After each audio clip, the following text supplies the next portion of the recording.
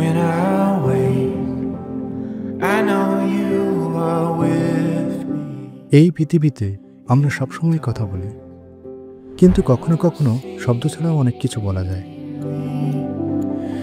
Every day you sing নীরবতা এমনই একটি শক্তি যা আমরা প্রায়ই অবহেলা করি।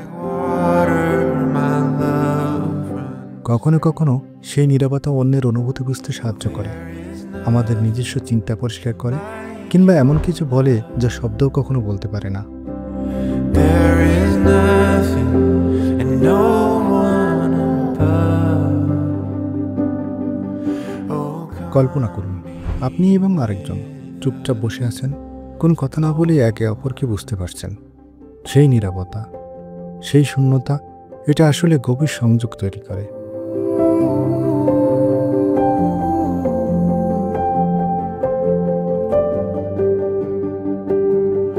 in my কখনো কখনো কথাবার্তার চেয়েও নীরবতার মধ্যে অনেক বেশি গল্প থাকে।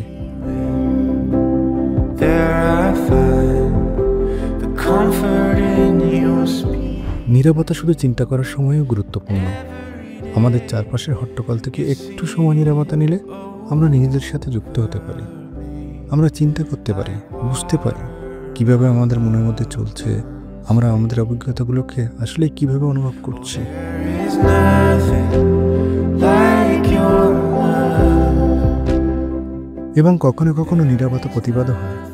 যখন শব্দ ব্যর্থ হয়, বিপজ্জনক হয়ে ওঠে, তখন নীরবতা নিজের শক্তি দেখায়। ইতিহাসে অনেক সময় নীরবতা সবথেকে বড় প্রতিবাদ হয়ে দাঁড়িয়েছে। এটা বলে দেয় এটা কি সঠিক।